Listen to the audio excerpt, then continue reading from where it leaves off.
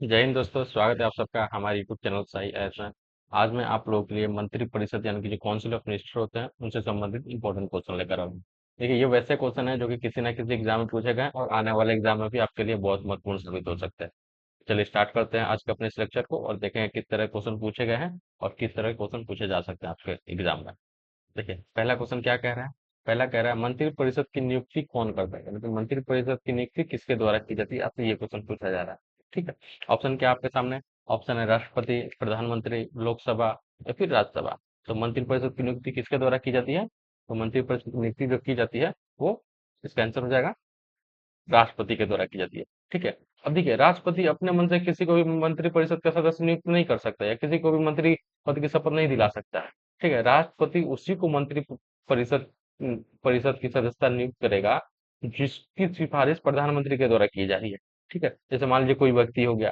ठीक है। अगर उसकी सिफारिश की गई है राष्ट्रपति के प्रधानमंत्री के द्वारा राष्ट्रपति से कि आप इनको मंत्रि परिषद का सदस्य बनाए, तभी राष्ट्रपति उनको मंत्रि परिषद का सदस्य बनाएगा। ठीक है। ऐसे राष्ट्रपति किसी को भी रैंडमली अपने मन से अपने विवेक से किसी को भी वो मंत्रि परिषद का सदस्य नियुक्त नहीं कर सकता है। वो जब भी करेगा राष्ट्रपति प्रधानमंत्री की सलाह पे ही करेगा। तो ये चीज आपको ध्यान में रखना है। ठीक है। चलिए नेक्स्ट क्वेश्चन देखें। मंत्रि परिषद का प्रमुख कौन होता है। ठीक है। मंत्रि परिषद का प्रमुख कौन होता है, ये आपसे क्वेश्चन पूछा। देखिए, मंत्रि परिषद में कई सारे मंत्री होते हैं। ऐसे डिफेंस डिफेंस मिनिस्ट्री मिनिस्ट्री हो गया। ठीक है। रक्षा मंत्री हो गया, स्वास्थ्य मंत्री हो गया। ठीक है। गृह मंत्री हो गया। इस तरह से कई मंत्री होते हैं। ठीक है। तो उसमें सबसे जो मंत्री परिषद का जो प्रमुख होता है वो कौन होता है। ऑप्शन है आपके सामने राष्ट्रपति, मुख्य न्यायाधीश, प्रधानमंत्री या फिर उपराष्ट्रपति। ठीक है। इसका आंसर क्या हो जाएगा। ठीक है। अब आपको एक चीज यहाँ पे ध्यान रखना है कि राष्ट्रपति, मुख्य न्यायाधीश और उपराष्ट्रपति मंत्री परिषद का हिस्सा नहीं होते हैं। ठीक है। ये आपसे कंफ्यूज करके क्वेश्चन पूछा जा सकता है कि इनमें से कौन मंत्री परिषद का हिस्सा है। तो ये लोग मंत्री परिषद का हिस्सा नहीं होते। मंत्री परिषद का हिस्सा कौन होता है, प्रधानमंत्री होता है। यहाँ पे मंत्री परिषद का प्रमुख कौन होगा, इसका भी आंसर प्रधानमंत्री होगा, यानी कि मंत्री परिषद का प्रमुख प्रधानमंत्री होगा।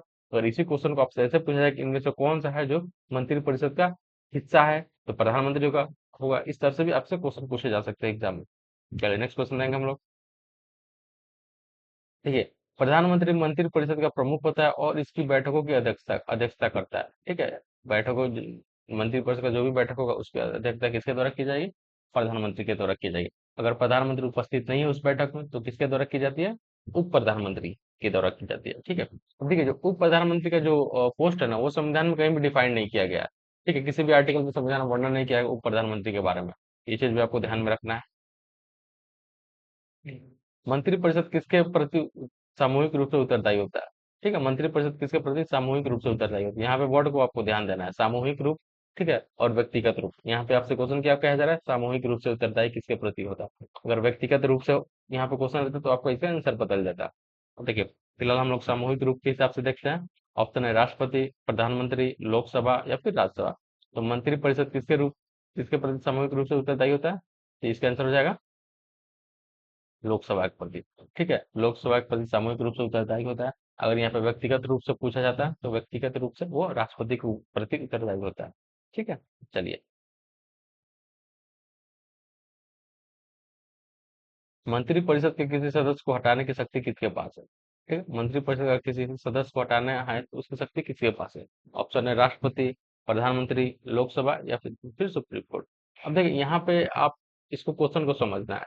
ये कह रहा है सदस्य को हटाने की शक्ति किसके पास है, यानी कौन हटा सकता है।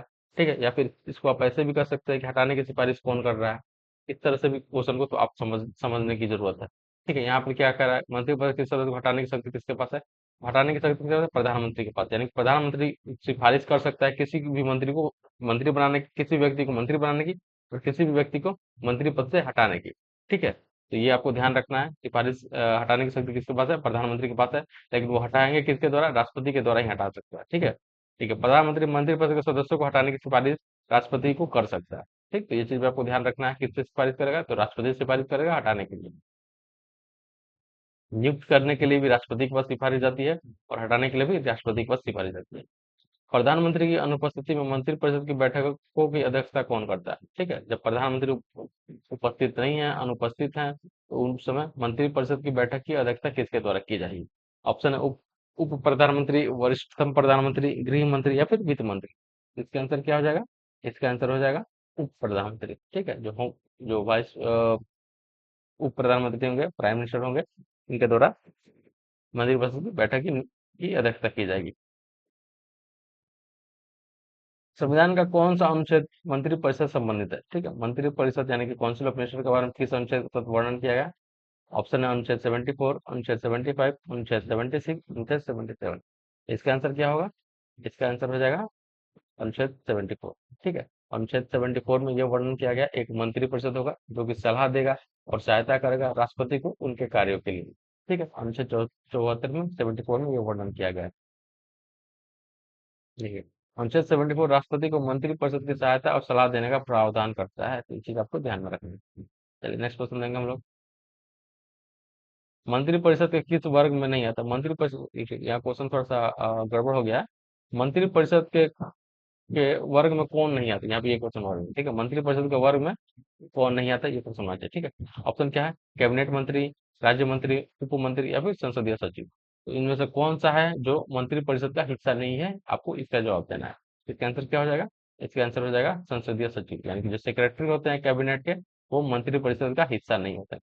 कैबिनेट मंत्री, राज्य मंत्री और उप मंत्री जो होते हैं वो मंत्रिपरिषद के हिस्सा होते हैं। ठीक है, चलिए, मंत्रिपरिषद के सदस्य कौन हो सकते हैं? ठीक है, ये आपसे क्वेश्चन पूछा रहा है, मंत्रिपरिषद के सदस्य कौन हो सकते हैं?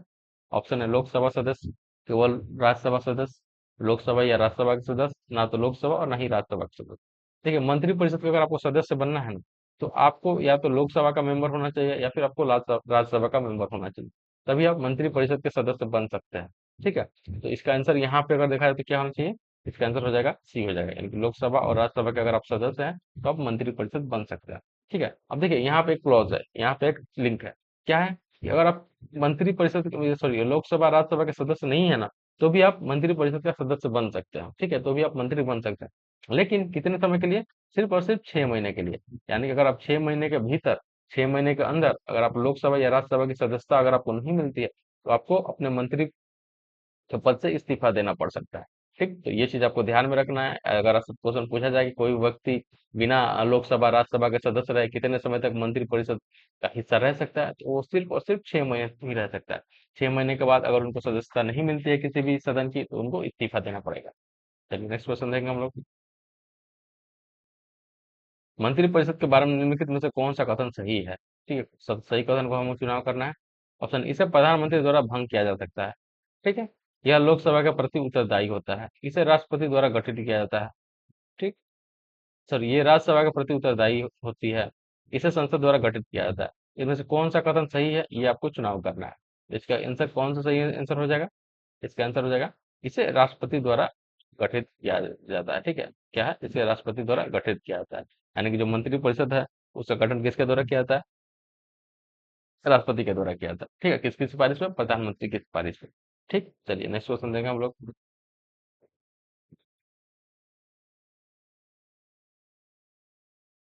जो व्यक्ति संसद के किसी भी सदन का सदस्य नहीं है, उसे अधिकतम कितने समय तक मंत्री के रूप में नियुक्त किया जा सकता है? ठीक है, सेम क्वेश्चन है, हम लोगों ने अब इसके बारे में ऊपर डिस्कस किया था। कोई व्यक्ति अगर संसद के किसी भी सदन का सदस्य नहीं है, तो वो कितने समय तक मंत्री के रूप में नियुक्त किया जा सकता है, मंत्रिपरिषद का सदस्य बन सकता है? ऑप्शन है 3 महीने, 6 महीने, 12 महीने या फिर 9 महीने।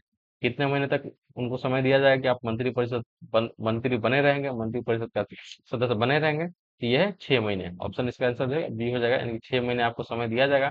अगर 6 महीने के अंदर अगर आप किसी भी सदन का सदस्यता नहीं ले रहे हैं, तो आपको रिजाइन करना पड़ेगा मंत्रिपरिषद के सदस्य से। नेक्स्ट क्वेश्चन देखेंगे हम लोग। मंत्रिपरिषद की सामूहिक जिम्मेदारी का क्या अर्थ है? सामूहिक जिम्मेदारी का क्या अर्थ है मंत्रिपरिषद की?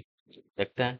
राष्ट्रपति के प्रति उत्तरदायी, प्रधानमंत्री के प्रति उत्तरदायी, संसद के प्रति उत्तरदायी या फिर लोकसभा के प्रति उत्तरदायी। तो सामूहिक जिम्मेदारी पूछी जाएगी, सामूहिक जिम्मेदारी का क्या मतलब हुआ? ठीक है, अब देखिए, व्यक्तिगत जिम्मेदारी की पूछी जाती है, तो व्यक्तिगत जिम्मेदारी का मतलब क्या होता है? राष्ट्रपति के प्रति उत्तरदायी, यानी कि जो राष्ट्रपति होते हैं, जो प्रेसिडेंट होते हैं, उनके प्रति उत्तरदायी होता है। ठीक है, लेकिन यहाँ पे सामूहिक जिम्मेदारी पूछा जा रहा है, इसका आंसर हो जाएगा लोकसभा के प्रति उत्तरदायी। क्या हो जाएगा? लोकसभा के प्रति उत्तरदायी। मंत्रिपरिषद सामूहिक रूप से लोकसभा के प्रति उत्तरदायी होती है। इसका मतलब है कि अगर मंत्रिपरिषद कोई सदस्य लोकसभा का विश्वास खो देता है, तो पूरे मंत्रिपरिषद को इस्तीफा देना पड़ता है। ठीक है, यानी कि क्या हुआ मतलब?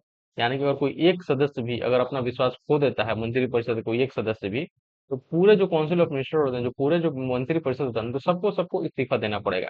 ठीक है, प्रधानमंत्री को भी इस्तीफा देना पड़ेगा, सरकार गिर जाएगी, फिर से एक नई सरकार का या तो इलेक्शन होगा, या फिर जो ऑपोजिशन पार्टी क्या होती है, उनके पास बहुमत है, तो एक नई सरकार का गठन करेगी। देखिए, मंत्रिपरिषद के गठन के लिए न्यूनतम कितने सदस्य होने चाहिए? ठीक है, यहाँ पे न्यूनतम सदस्य की बात की जा रही है। ठीक है, आपसे अधिकतम या फिर ये नहीं बोला गया कितना वो होना चाहिए। ठीक है, तो यहाँ पे न्यूनतम सदस्य की बात की जा रही है। ऑप्शन है 5%, 10%, 15%। इस संविधान में कोई संख्या निर्दिष्ट नहीं की गई है। तो इसका आंसर क्या हो जाएगा? इसका आंसर हो जाएगा डी हो जाएगा। यानी कि न्यूनतम सदस्यों की संख्या निर्दिष्ट नहीं की गई है। ठीक है, जो अधिकतम सदस्य हैं, अधिकतम कितने हो सकते हैं, यानी कितने से ज्यादा नहीं हो सकते हैं, वो डिफाइन किया गया। वो कितना है? 15% से ज्यादा नहीं होना चाहिए। ठीक है, ये चीज आपको 91st कॉन्स्टिट्यूशनल अमेंडमेंट के द्वारा ये निश्चित किया गया था कि 15% से मंत्री परिषद के सदस्यों का संख्या ज्यादा नहीं होनी चाहिए, 15% से। ठीक है, लेकिन जो न्यूनतम सदस्य है वो डिफाइन नहीं किया गया, उसके बारे में कहीं भी वर्णन नहीं किया गया। देखिए, संविधान में मंत्रिपरिषद के गठन के लिए न्यूनतम सदस्यों की संख्या निर्दिष्ट नहीं की गई है, तो इस चीज आपको ध्यान में रखनी है। चलिए नेक्स्ट क्वेश्चन देंगे हम लोग। किस अनुच्छेद के तहत मंत्रियों की नियुक्ति की जाती है? मंत्रियों की नियुक्ति किस अनुच्छेद के तहत की जाती है? अनुच्छेद है आपको 74, 75, 76 या फिर 77। इसका आंसर क्या हो जाएगा? इसका आंसर हो जाएगा, मंत्रियों की नियुक्ति जो होती है अनुच्छेद 75 के तहत होती है। ठीक है, इसका आंसर क्या हो जाएगा? अनुच्छेद 75 हो जाएगा। ठीक है, अब ठीक है, जो अनुच्छेद 74 है ना, उसमें क्या वर्णन किया गया? उसमें ये वर्णन किया गया है कि राष्ट्रपति की सलाह के लिए, ठीक, और सहायता के लिए एक मंत्री परिषद होगा। ठीक, क्या क्या गया कि राष्ट्रपति की सलाह के लिए और सहायता के लिए एक मंत्री परिषद की नियुक्ति की जाएगी। ठीक है, और जो मंत्रियों की नियुक्ति का वर्णन कहाँ किया गया? अनुच्छेद 75 में किया गया। तो ये चीज आपको ध्यान में रखना है। मंत्रिपरिषद का नेतृत्व कौन करता है? मंत्रिपरिषद का नेतृत्व किसके द्वारा की जाती है? ये क्वेश्चन हम लोगों ने मिलता जुलता ऊपर देखा था। ऑप्शन है राष्ट्रपति, प्रधानमंत्री, लोकसभा अध्यक्ष या फिर मुख्य न्यायाधीश। तो इसका आंसर क्या हो जाएगा? इसका आंसर हो जाएगा प्रधानमंत्री। यानी कि जो प्रधानमंत्री होते हैं वो मंत्रिपरिषद की क्या नेतृत्व करते हैं, और जो भी बैठक होती है उसकी अध्यक्षता भी करते हैं। ठीक है, मंत्रिपरिषद का कार्यकाल किसके अधीन होता है? जो मंत्रिपरिषद होता है उसका कार्यकाल किसके अधीन होता है? ऑप्शन है संसद, राष्ट्रपति, प्रधानमंत्री या फिर लोकसभा। तो मंत्रिपरिषद का कार्यकाल किधर किसके अधीन होता है? लोकसभा का अधीन होता है। ठीक है, यानी कि अगर लोकसभा का विघटन हो गया तो मंत्रिपरिषद के जो भी सदस्य हैं उनको भी अपने पद से इस्तीफा देना पड़ सकता है। देखिए, मंत्रिपरिषद का कार्यकाल लोकसभा के विश्वास पर निर्भर करता है। अगर आपको लोकसभा में विश्वास है, कॉन्फिडेंस है, ठीक है, तब तब तक आप मंत्रिपरिषद के सदस्य बने रहेंगे। अगर लोकसभा विघटन हो रहा है तो आपको भी इस्तीफा देना पड़ सकता है। नेक्स्ट क्वेश्चन देखेंगे हम लोग। मंत्रिपरिषद का गठन कैसे किया जाता है? मंत्रिपरिषद जो है उसका गठन कैसे किया जाता है, ये आपसे क्वेश्चन पूछा जा रहा है। राष्ट्रपति द्वारा, प्रधानमंत्री द्वारा, संसद द्वारा या फिर सुप्रीम कोर्ट द्वारा। तो मंत्रिपरिषद का गठन कैसे किया जाता है? तो राष्ट्रपति के द्वारा किया जाता है, लेकिन किसकी सिफारिश पे किया जाता है? अगर ये क्वेश्चन पूछा जाए तो प्रधानमंत्री की सिफारिश पे किया जाता है। यहाँ पे कैसे किया जाता है? तो राष्ट्रपति द्वारा किया जाता है, और सिफारिश किसकी हो गई? तो वो प्रधानमंत्री की सिफारिश पे किया जाता है। चलिए नेक्स्ट क्वेश्चन देंगे हम लोग। मंत्रिपरिषद के सदस्य किसके प्रति उत्तरदायी होते हैं? ठीक है, मंत्रिपरिषद के जो सदस्य हैं वो किसके प्रति उत्तरदायी होते हैं, ये आपसे क्वेश्चन पूछा जाएगा। ऑप्शन है राष्ट्रपति, प्रधानमंत्री, संसद या फिर लोकसभा। तो मंत्रिपरिषद के सदस्य किसके प्रति उत्तरदायी हो सकते हैं? ठीक है, अगर यहाँ पे व्यक्तिगत रूप से बात की जाती तो राष्ट्रपति होता है। ठीक है, यहाँ पर बस उत्तरदायी पूछा जा रहा है, तो ये किसके प्रति उत्तरदायी होंगे? ये आपका हो जाएगा लोकसभा को। ठीक है, क्या हो जाएगा? लोकसभा के मंत्रिपरिषद के जो भी सदस्य हैं वो लोकसभा के प्रति उत्तरदायी होते हैं। ठीक है, अगर यहाँ पे आपसे व्यक्तिगत रूप से पूछा जाता है कि व्यक्तिगत रूप से किसके प्रति उत्तरदायी होते हैं, तो इसका आंसर क्या होता है? इसका आंसर होता है राष्ट्रपति होता है। चलिए नेक्स्ट क्वेश्चन देंगे हम लोग।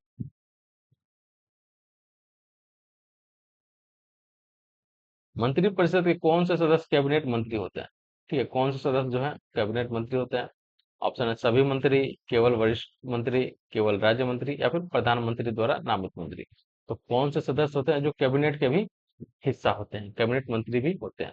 देखिए, कैबिनेट मंत्री क्या होता है? जैसे कि मान लीजिए मंत्री परिषद हो गया, मंत्री परिषद मान लीजिए 70 75 के आसपास जो मंत्री रहते हैं, हैं, ठीक है, उनमें से कुछ 8 10 मंत्रियों को चुन करके एक कैबिनेट बनाया जाता है। ठीक है, उनमें से इंपॉर्टेंट 8 10 मंत्रालय मिल करके एक कैबिनेट मंत्री एक बनाया जाता है।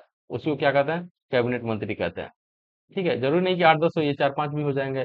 ठीक है, 10 से ज्यादा भी हो सकते हैं, 15 भी हो सकते हैं, लेकिन जो मंत्री, ये जो कैबिनेट मंत्री होते हैं ना, ये मंत्री परिषद के ही हिस्सा होते हैं। तो ये चीज आपको ध्यान में रखना है। और ये किसके सदस्य कौन होते हैं?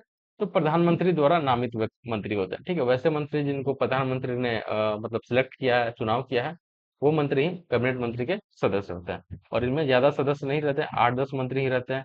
कभी कभी 15 भी हो सकता है। इस चीज आपको ध्यान में रखना। देखिए, कैबिनेट मंत्री वे होते हैं जिन्हें प्रधानमंत्री कैबिनेट में नामित करता है। ठीक है, तो इसे आपको ध्यान में रखना, ये प्रधानमंत्री के द्वारा नामित किए गए व्यक्ति रहते हैं। मंत्रिपरिषद का प्रमुख उद्देश्य क्या है? ठीक है, मंत्रिपरिषद का प्रमुख उद्देश्य क्या है? ऑप्शन है विधायक, विधायिका को सलाह देना, राष्ट्रपति को सलाह और सहायता देना, न्यायपालिका को निर्दिष्ट देना, फिर लोकसभा में कानून पारित करना। तो मंत्रिपरिषद का प्रमुख उद्देश्य क्या है? ये आपको जवाब देना। देखिए, आर्टिकल 75 में ये वर्णन किया गया है कि एक काउंसिल ऑफ मिनिस्टर होगा। ठीक है, for aid and advice to the president, यानी कि सहायता करने के लिए और सलाह देने के लिए किसको? तो प्रेसिडेंट, यानी कि राष्ट्रपति को सहायता और सलाह देने के लिए एक काउंसिल ऑफ मिनिस्टर, एक मंत्रिपरिषद की नियुक्ति की जाएगी।